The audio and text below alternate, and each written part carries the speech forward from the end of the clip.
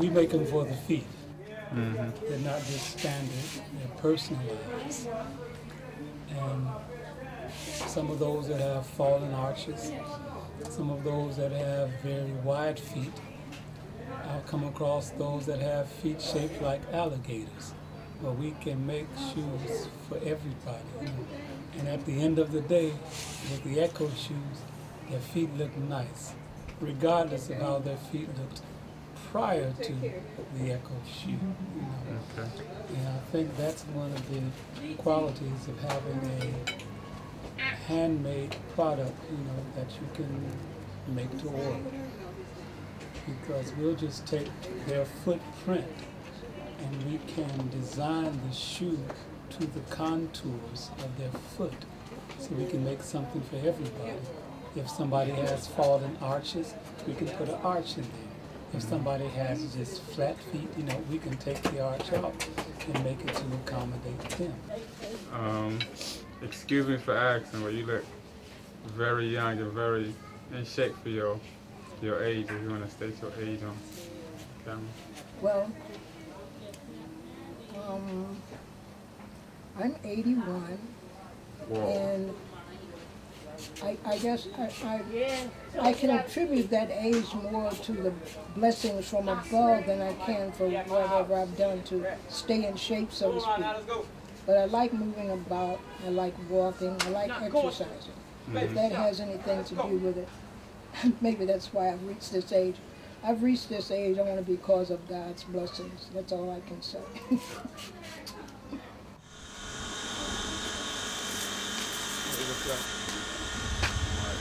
Jesus says now you got in there. Take this off. I'm not gonna use this right here because You can just cut them down so they're just solid. Those two different ones. And these cover fire I just made for the all sides you have. I cut a little bit off of there. Most of the shoes that we do are crocheted or knitted from 100% cotton yarn or 100% wool yarn. Basically, we'll utilize the wool yarn during the winter months, or you can make it a closer knit, but you can still wear the Echo shoe during the winter months.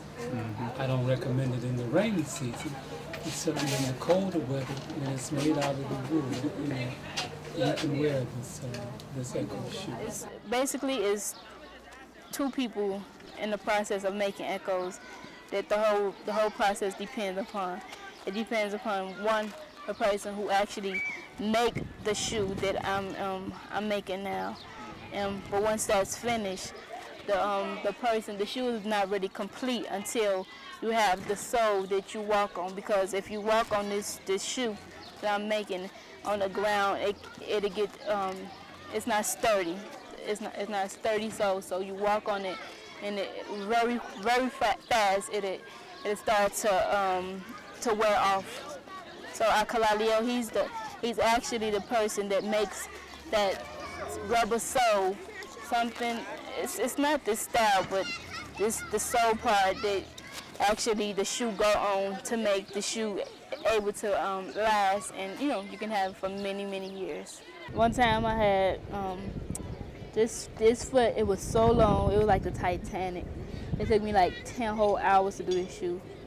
I was like, man, you can't pay me enough money to do this shoe. It was so crazy. Then another time, it was this foot. It was so skinny. It was about this skinny. You have to think of a pattern to do for a foot that's this skinny. But it worked out. It worked out, I must say. That little creativity. I made it work, but it was crazy. It was pretty much a challenge for me to make that work for that person. 10 whole hours for one pair of shoes?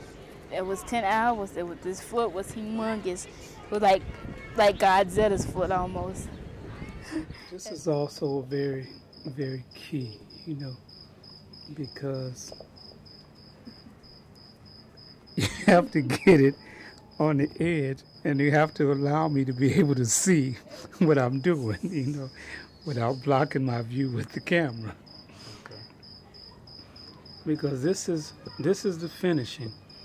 So you get it around the edge so that you cover the edge up so that it doesn't come off.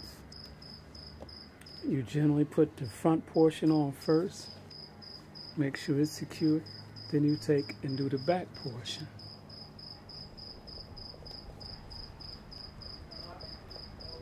And then you come down and finish the middle.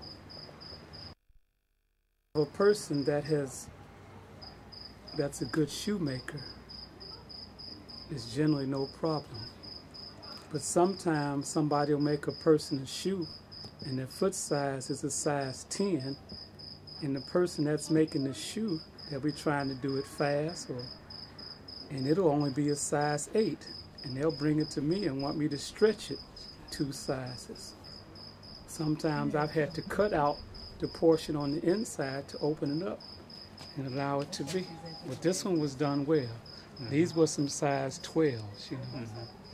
You can see it's finished. And when you see the way the glue is now, once you allow it to dry and you put the shoe together, you can put it on and wear it right now. It's stuck.